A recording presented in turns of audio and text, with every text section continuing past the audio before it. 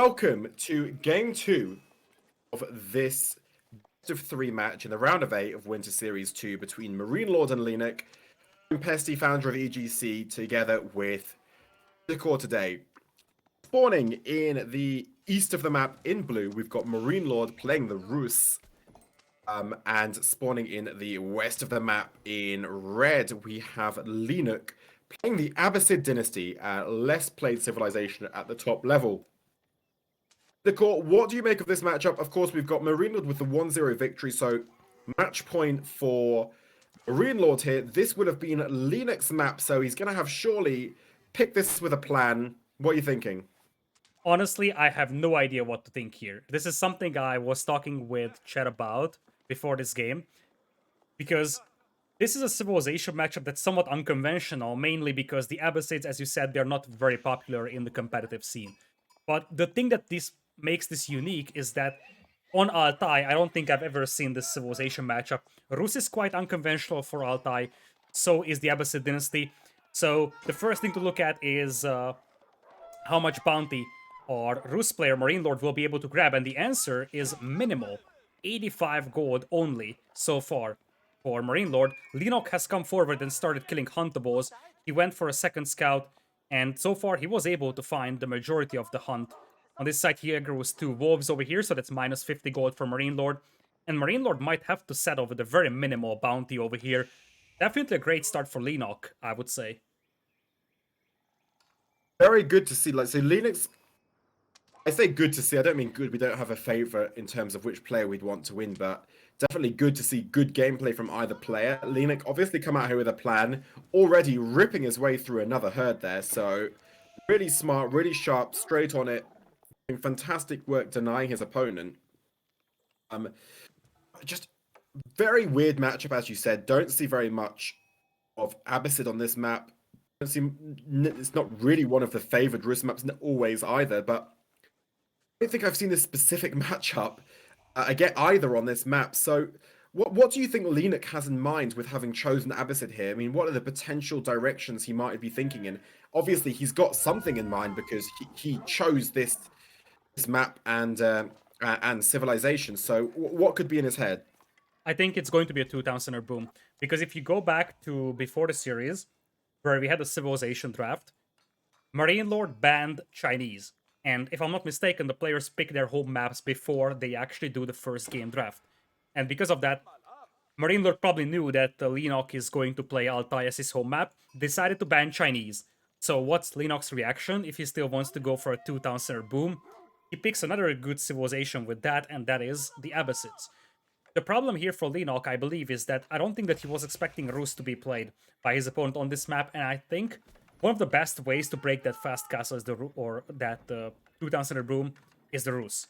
Because the Rus can still pull off their fast castle over here, although obviously it's gonna be a lot slower with only 150 gold in the bounty for MarineLorD. But the most important thing here is that you can still go fast castle, but instead of going horse archers, because you have limited mobility here, you might as well go for men-at-arms and just go for rams. If you think about it, what can the Abbasids do against men-at-arms when they're still in feudal age? Absolutely nothing. Men-at-arms and rams here with a fast castle would be the game-winning move, I believe, for MarineLorD. That assessment, I think that definitely makes a lot of sense. We see now MarineLorD almost completing that age up using 4 villagers to go up with the Golden Gate there. So that's get up relatively on time with that. Leenock, on the other hand, is going to take a little bit more time to get up. So it's still in H1, but of course the Abbasids do tend to be a little bit slow when it comes to aging up. Now he's got a number of sheep there, MarineLorD, but again, as you said, the bounty is a little bit below par. In fact, very below par at 175. Sheep will help a little bit, but not a huge amount. So I think Leenock will be very happy with the work he's done there in terms of slowing down MarineLorD. Absolutely, because depending on the amount of bounty you get, it's gonna be more and more difficult to get to Castle Age because that determines how many tickets you have to use on your Golden Gate. The saving grace for MarineLorD is the fact that he's bringing in so many sheep and he's killing that wolf, because with that many sheep, he might be able to get to that level 2 bounty. That's probably what you're targeting over here, because Otherwise, you will not have that extra food getter rate, and it looks like MarineLorD will change his plan. I think he's realizing that this fast castle will probably be kind of underwhelming, and he's going to start adding a staple. But honestly, that might play just into the hands of Leenock if Leenock goes for 2TC boom, but he isn't. And that's something that MarineLorD knows, and this is where these two scouts came in a clutch. Look at what MarineLorD sees. He sees the range and he sees the barracks. So I assume Leenock wanted to make MarineLorD believe that it's a 2000 or boom, and just wanted to go for the Abbasid Archer and Siege push. But this is why scouting is so vital. MarineLorD knows exactly that this is coming. Yeah, we've seen again a lot today, and we see a lot in every AoE4 event of just games won and lost on excellent scouting. So going to be really interesting to see whether or not that's the difference maker in this game. Both players seem are broadly going to plan. MarineLorD was seeing his adaptability there, like you said, in terms of adapting to gameplay. So that's definitely working towards. And that said, I don't think Leenock's going to be displeased with how this game's going. He is being given space to carry out his game plan. Whether or not it works out is going to be another plan, but definitely possibility of seeing some Abbasid comeback here. Going to be interesting to see whether or not he can pull it off, but I don't think Leenock's going to be disappointed with how the game's going thus far. I don't think so either. I think the biggest weakness of his Abbasids here on this map is actually to the Rus Fast Castle. So if you just force MarineLorD to stay in Feudal Age a little longer, that's something that you're going to be happy about. Keep in mind that MarineLorD is still on that level 1 bounty, so even though he's ferrying in deer, his food income isn't going to be as good as it could possibly be. And the most important thing is that behind this one, Leenock is saving up a ton of food by having the cheaper villagers, and it usually yields a better Castle Age timing. So he can always look to get to Castle Age, but alternatively, if he feels like MarineLorD is just playing very eco-heavy and not making army, he can always decide to just pop out some more army and go for ram push, because Abbasids having that free infantry siege upgrade allowing them to make rams immediately is something that gives them that power. They can always come in and go for a siege push. They don't need to wait for that upgrade to finish. So that's a very nice thing to go for. And it looks like Leenock wanted to bait MarineLorD into thinking that it's going to be a 1TC play and goes for a second one right now. A lot of mind games going on over here. Yeah, and Leenock, tucked away that TC, so definitely with the intention of not being noticed. Now, Leenock has a reputation for a bit of a turtling player that likes the more boomy playstyle, so perhaps not that surprising. Whether or not MarineLorD's kind of researched him, we'll know that we don't know, because of course, he started at a round of 64 today, so it's very hard to research your opponents and know what they're going to do, but I don't mind that play. Now, it looks like it's been scouted, looking at the alert on the map right now. And indeed, it has been scouted. So MarineLorD now does know that that town center is there, which is some very vital information. So Leenock didn't manage to protect that information for very long. But does he even need to protect it now? Because I think the most important thing is that he made MarineLorD get some army on the field. And now this army for MarineLorD is gonna have minimal effect. Those knights and archers won't be able to do much against an otherwise very well fortified base. Tower out here, multiple town centers. I feel like he got to the point where he wanted to be. It's 2 town center boom, and MarineLorD invested into an army that he won't be able to use immediately. So instead of MarineLorD going into Fast Castle and going for the aforementioned infantry siege push, which would have been difficult for the Abbasids to deal with, now it is going to be a somewhat useless army here for MarineLorD. He's still using those scouts to great effect. I kind of like that he's stealing the hunt from his opponent. That's a nice little touch for him. But ultimately, I think Leenock has to be happy with the situation right now. The question is, when is he getting to Castle Age? Because MarineLorD is getting there. Yeah, I mean, MarineLorD is quickly identified that right now, looking at the situation that he's in, he's not going to be able to do really very much in feudal at all. So his game plan has had to transition pretty quickly to getting up to Castle Age, which he's now doing. Going with the Abbey of the Trinity, which would be basically the par option and probably what we'd have expected to see. So, gonna be, I think it's a good move. Now, What would be some of the ways in your mind that he could utilize getting up to H3 quicker than his opponent to start putting some additional pressure on? I feel like the first thing that you're going for, obviously, is the relics. That's just pretty standard with the Rus. You see Abbey of the Trinity on the way, and the relic spawns are quite favorable as well for MarineLorD. So that's probably the first thing that you can utilize to get yourself an advantage. After that, I feel like it's gonna start turning into a unit composition scenario, because you will be facing a difficult question. Are you just gonna go full horse archers here on this map? That might be a little risky, because mass foot archers will be able to beat horse archers and you won't really be able to use your mobility. Or if you're not going for that, what else are you going for? I can see horse archers working supported by mangonels still. I can see Rus men-at-arms being an idea, so there's a lot of things to think about here. Looks like MarineLorD wants to go for horse archers though.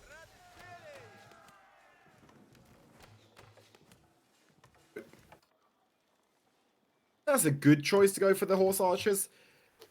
Leenock's probably going to have anticipated that and see that as kind of the likely composition. Now, Leenock's going to have to think about how he's going to answer this right now. I don't think he dislikes his position. I think he's sitting okay right now. This obviously ramps up the pressure now, fighting opponent, playing in Castle Age. He's going to have to look for some options to get up to Castle himself, and it looks like he has just started doing that, so that he has started aging up now, Leenock. That said, he's now very, very far behind in terms of that age up time, so looks like, for me, the momentum's a little bit of MarineLorD now, and now he's swooping in, stealing some carcasses, and he is get away there. That is really not... That is cheeky play, and he's getting away with quite a lot. He's got 12 scouts on the field. I'm not sure why he's going that heavy on that department, as Leenock is coming in with walls. A tiny bit of touch here, and a beautiful detail for Leenock. He's using that scout on that hilltop. Notice the amount of vision that he has. He knows exactly what his opponent is up to. He might even see the horse archers popping out. So this way, he's able to get a lot of information from his opponent. But as you said, the biggest problem here for Leenock is that he's kind of slow to Castle Age. Part of that is the fact that on the Abbey of the Trinity, you can't accelerate your age up. You can't just rush it up with 20 villagers like you can with any other landmark. And now, you already have horse archers moving in for MarineLorD. Absolutely, this is MarineLorD now ramping up the pressure. Leenock in a difficult situation. We see MarineLorD now also taking a sacred site in the middle of the map, so more gold incoming right now, and he has really leveraged his position very nicely. Leenock again is the one trapped time and time again, the same situation. MarineLorD with the totally unabated economy. He is just totally free to do whatever he wants in the back of his base under no pressure whatsoever. And in the meantime, Leenock is having to kind of keep repeatedly fighting back these waves of attack. Yeah, this is a difficult situation for him to be in. Once again, the same things that we've discussed in the previous game can be applied over here. Leenock is losing villagers, MarineLorD is already ahead, and MarineLorD is just able to leverage that advantage more and more by securing sacred sites. He's got a big enough army that he can just dive under this tower, and the scouts are perfect to absorb the arrow fire here. That's their only purpose. Absorb the arrow fire from the town center, the towers, let those horse archers kill the villagers, and ultimately, when the dust settles, you're going to be looking at identical villager count for two players, despite the fact that Leenock has been on two town centers for a long time. Now, we got some camel archers on the field though, and that's going to help a tiny bit deal with those horse archers. Camel archers are meant to be a direct counter to those, and of course, infantry being able to make siege weapons for Leenock on the field helps a lot as well, so he can support this battle with mangonels, but all his eco advantage is gone, and behind this one, MarineLorD is picking up relics and gathering sacred sites, so now Leenock is the one forced to make a move. And a move he looks to be trying to make, but wow, this is a very dominant position right now with those sacred sites, as you were saying. A couple of mangonels popping out for Leenock, which I like. I tell you what, I mean, I like it in one sense. On the other side, there's a lot of scouts there that are gonna, if he manages to leave a small gap, those scouts are gonna absolutely do some serious shredding to this mangonels. And now a big raid coming in. Mangonel shot goes off, but looks to have missed the absolute center of that mass, so not too much damage done, but Leenock must be feeling pretty pinned back at this stage. That wood clump's about to run out. He does have one more behind the base. When that goes, he's going to be in big trouble, but I mean, that is quite a lot of wood there, so he should still be fine for the time being. But he's going to have to find a way to try and get a little bit of map from his opponent, and that is no easy feat because MarineLorD right now has a really, really good vice grip over the map situation. Very, very difficult situation for Leenock to be in. Absolutely, and at the end of the day, the most important thing is that MarineLorD doesn't need to push, because he has relics coming in. He already has 2, and that's the 3rd one coming in, and there is no problems picking up relic number 4 and 5. So MarineLorD will be on 5 relics, and he's on 3 sacred sites. So technically, there's a sacred site countdown going on. It started around the 15-minute mark, so at 25 minutes game time, MarineLorD will just automatically win this game. So MarineLorD can just sit back and boom here, make army to make sure that Leenock can't move out of his base. Leenock is the one that has to make a move. He can't just sit back and boom on 2 town centers anymore. Yeah, it's definitely put all of the emphasis and pressure on Leenock to try to expand. MarineLorD constantly maneuvering around the map and putting on pressure, which is like a very effective way to be playing the game.